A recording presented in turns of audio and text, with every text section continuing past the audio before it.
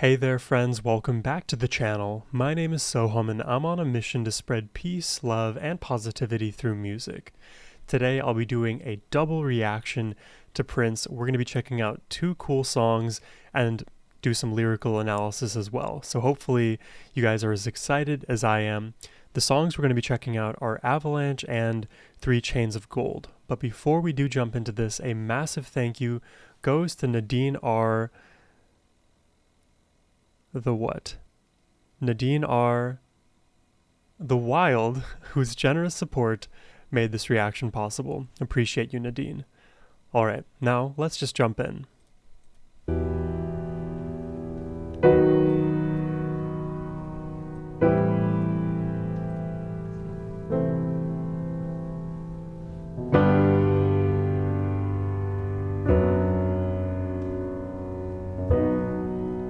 I love these chords. It's very somber.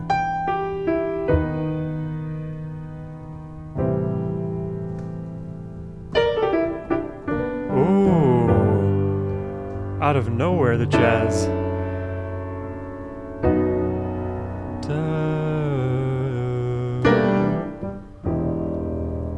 He was not, or never had been in favor.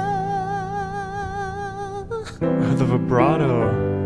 Of setting our people free. No, no. Oh, I have chills. If it wasn't for the 13th Amendment, yes, sir, would have been born in slavery.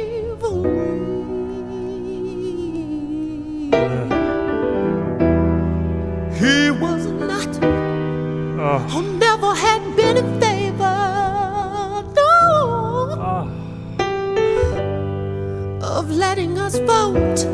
So you see, I love these chords so much. They create by themselves this amazingly haunting atmosphere, and it's interesting when they do transition into a bit of those jazzy runs, but when you pair all of that with the lyrics here, it is so immensely powerful because slavery in the United States was a long-standing institution, and the economic backbone for the United States is all thanks to slavery and the poor treatment of, African slaves that were brought over, and now we feel the ramifications of all of those historical injustices. And I love that Prince is pointing out here, if it wasn't actually for the 13th Amendment, the Emancipation Proclamation, slavery in the legal sense would still exist. Now, there's a lot of conversation definitely in the 21st century about how so many of these quote-unquote removed shackles aren't actually removed. They are removed quote-unquote in name, but in practice, so many people are still suffering who are descendants of slaves. It's truly tragic, and oftentimes people also rewrite history in a way that makes it seem like the politicians and the leaders of the time were very progressive because, Abraham Lincoln did, in fact, free the slaves, but he himself owned slaves, and he did not practice what he preached in that sense. There's so many moments of historical hypocrisy that also need to be pointed out. Let's keep going. This is a powerful one. you see,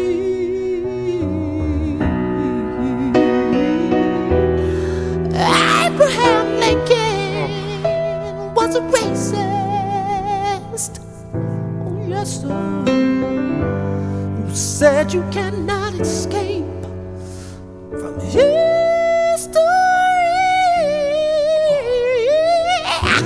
The snow coming I'm gonna cry. down the mountain, it landed on wounded knee. not sure what the wounded knee is. Nobody wants to accountability, responsibility.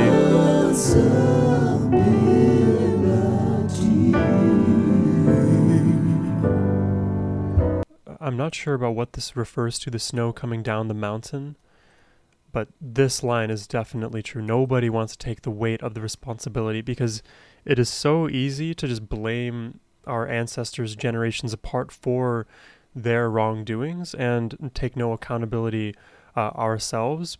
And I do understand in some senses, like, if you weren't the slave owner yourself, like, man, I didn't hurt you. I actually think very fondly of you and everybody in any race, but you at least need to recognize that your position in life is made easier by, virtue of having a certain color skin or having been born into a certain family. And a lot of people, they don't want to recognize those privileges and just the roll of the dice of life. Had I been born a second later, I would have spawned in an entirely different country, and it would have been no fault of my own. And fault is a crazy word to kind of put out there as it relates to just being a human. You should just be allowed to exist. And the fact that slavery and so many of these terrible institutions existed and in a lot of the world still exist today is abominable.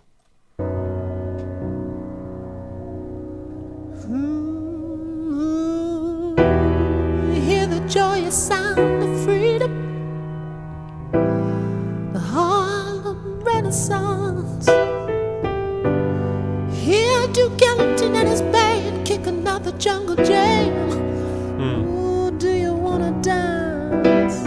I need to quickly look up Duke Ellington here because it's a name I'm familiar with, but he's a famous pianist, jazz pianist. I've heard the name, so it's not completely unknown to me. Jazz pianist, composer, and leader of the eponymous jazz orchestra. Okay. But who's that lurking in the shadow? Who is it? Mr. John Hammond with his pen in hand, pen in hand. Oh, he's saying, sign your kingdom over to me, yeah. Is John Hammond responsible for the Hammond organ? Is that him? John Hammond, pen in hand. Sorry, I don't know all of the history. So, legendary talent scout John Hammond discovered some of the greatest talents in jazz, folk, blues, and rock and roll during his 54-year association with Columbia Records. Is this John Hammond? I've seen Jurassic Park, so I didn't know. Be known throughout the land, oh, but you ain't got no money. No, you ain't got no cash. These piano notes. So you sign your name. He claims innocence, just like every snowflake in an avalanche.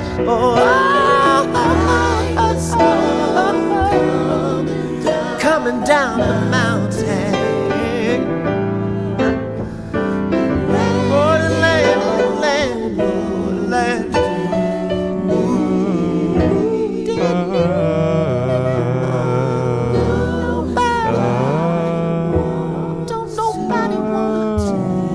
Don't nobody wanna take the weight.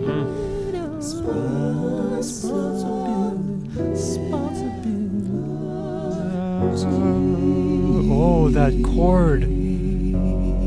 The voicing there. Oh, Lord, what a powerful song. So it's not clear to me some of these historical references, like how they fit in exactly. I'm assuming here that Mr. John Hammond in this context is somebody who is taking advantage of many others who are trying to, let's say, make it big, right? So you sign your name and he claims innocence, just like every snowflake in an avalanche. What a heavy song. And there's still some lyrics here that I don't think I have the expertise to kind of speak on here, but it just puts into perspective how recent these injustices have occurred. It was only in the 60s that we had civil rights. And even to this day, there are so many racists who are running rampant. People are free to be disgusting and vile and not show empathy to one another, not give love to one another. And they have this zero-sum game mentality that somehow justifies their immorality. They try to push others down and claim more for themselves. And it's truly evil because humans are social creatures. We are a larger organism than ourselves. There's so many different places you could look to. You can look to psychology, you can look to history, you can look to evolutionary biology for why we are social creatures and what value that provides. And those who are trying to steal from others, be self-centered, actually, those people are parasitic. If you looked at it from a, let's say, virology perspective.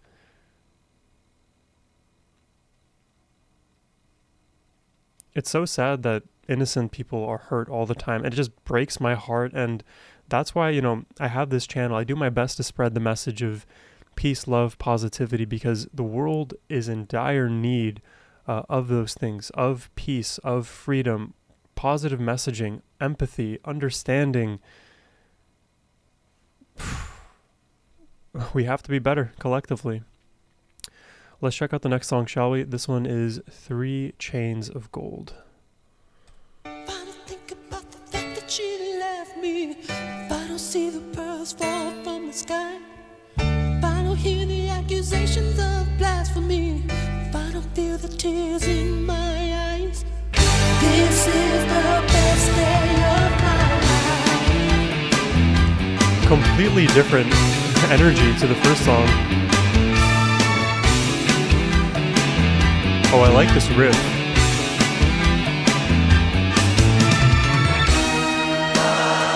Ooh. Wow.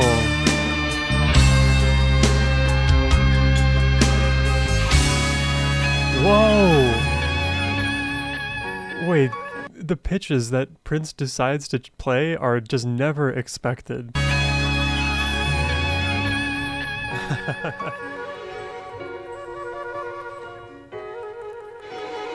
Got some fluttering flute, some strings.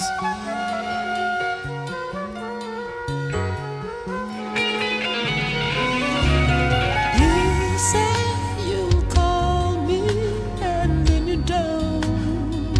Oh. I want to kiss you and then I won't. The romantic song coming out to play.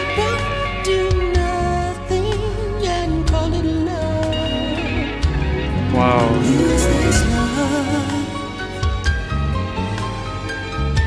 Wow. Already the lyrics here are just uniquely profound for how simple they seem to be. If I don't think about the fact that she left me, if I don't see the pearls fall from the sky, like if I don't see the truth for what it is, then I'm actually having the best time. This is the best day of my life. It's just like, hey, if I stay delusional, if I forget all of the negative things that are actually happening, I'm actually blissfully ignorant. And he's like calling his attention to his own blissful ignorance, which it's like, you're so self-aware of your ignorance that it almost feels counterintuitive. You basically created like a wall for yourself that you know is there, but you're happy about it anyways. And then you say you'll call me and then you don't. I want to kiss you and then I won't. Again, the walls between us, or even internally, because I could kiss you and I choose not to. We both do nothing and call it love, staying passive. And something I've always believed is that, maybe not always believed, but something that I currently believe is that love is a very active endeavor. You cannot be passive about it and still call it love. That's not to say that you can't just exist peacefully together and be in love. Being able to like share mutual loving silence is love, absolutely.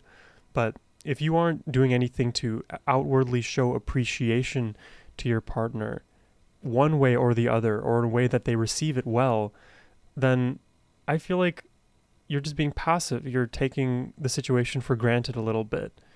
You can't call anything that you just take for granted love, in my opinion.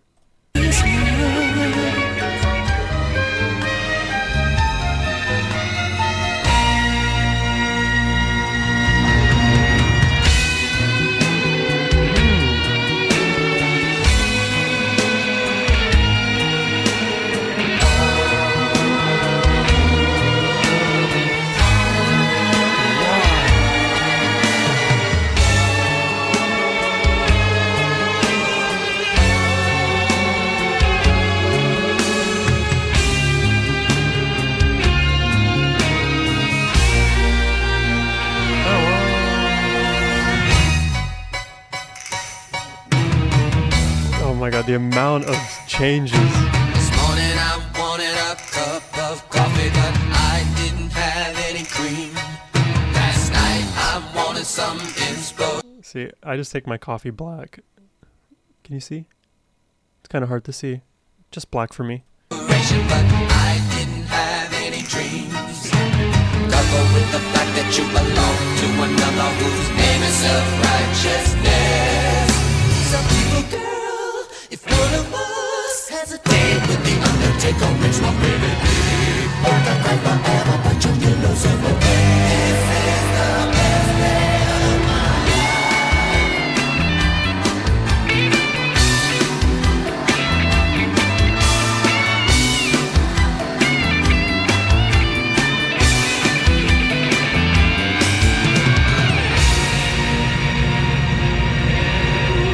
Wait, just reading these lyrics, it's kind of crazy how poetic he is, yet how spiteful it kind of comes off in some moments. But then at the end, he pulls it back and he's just being real about the ignorance and all of these components. But, you know, line by line, this morning I wanted a cup of coffee, but I didn't have any cream. I wanted inspiration, but I didn't have any dreams.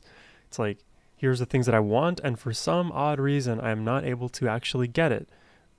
You know, it's like a lot of roadblocks, I guess, coupled with the fact that you belong to another whose name is self-righteousness. So it's like, this is just like adding insult to injury here, because you could be with me, but instead you decide to be self-righteous and live that life and path, and it is no longer tenable. In fact, it's so untenable that you are evil. If one of us has a date with the Undertaker, which one will it be? Who's going to die first? That is a crazy question to pose in such a song. You can cry forever, but you'll get no sympathy. This is the best day of my life.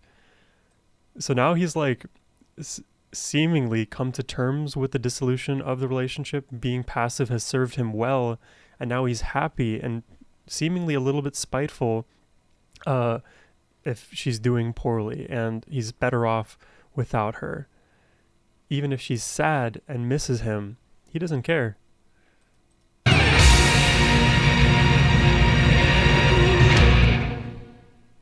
I've got 3 chains of gold. They will shine forever. They have the nucleus of my soul. Wow. Never down, no, they will never. I've got 3 chains of gold. Ooh. They will shine forever. The melody. They have the nucleus of my soul. Never down, no, they will never.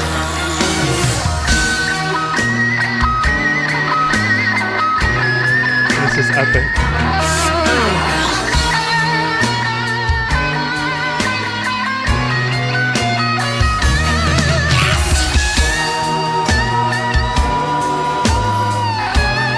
Give back the chains. If you don't, you'll die. Nothing should come between you and I.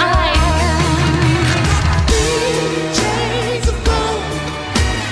They will shine forever. One of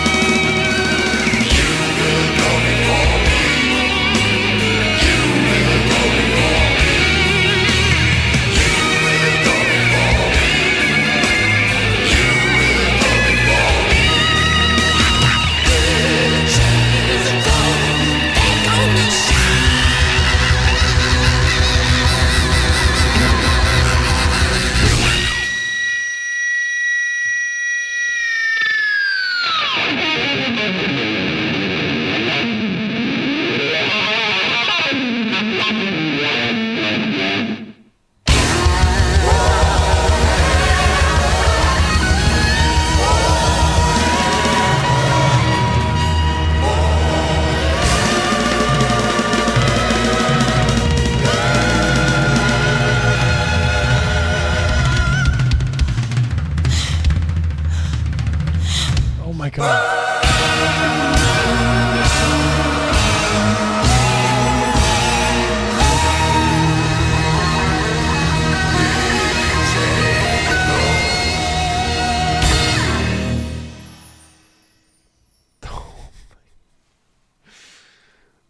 Oh my God. Both of those songs like have me on the verge of tears for two very different reasons. Man, I love Prince so much. Thank you, Nadine, for sending this request my way. So much. Oh, we gotta check out some of the lyrics here before we end the reaction. So much of what I enjoy about Prince just like came out of both of these songs. So epic, so emotional, so real. Always surprising. And for me, like electric guitar is definitely like a hack to get through to my heart. It's a way to get me to like love any song, and it's one of the reasons why Prince always in my mind was such an excellent musician, because man, Purple Rain, his guitar work in Purple Rain, I had known about for so many years, and only through doing these Prince reactions lately have I been able to dive deep into his discography and discover so much of the beauty in his soul, the musical prowess that this man just exudes, song after song, performance after performance, lyric after lyric. Man, I am just taken aback, absolutely. And it's so funny because this song at the end of it all is just about how much I don't need you. I don't need this girl. I would rather you die. I expect that you will die before me, and I will be left with my 3 chains of gold forever, forever, forever. It is so hilariously spiteful that it it just feels like, man, where do you go from here? Prince like he exemplifies first the emotion he feels and magnifies it to such an extent that like it's just so unapologetic. You have to love it, because in terms of like actual implication, I feel like you shouldn't really think about your ex this much. I don't think you should care whether or not she's doing well or poorly. Like, you shouldn't hope she's doing poorly. You should just not think about her or the situation.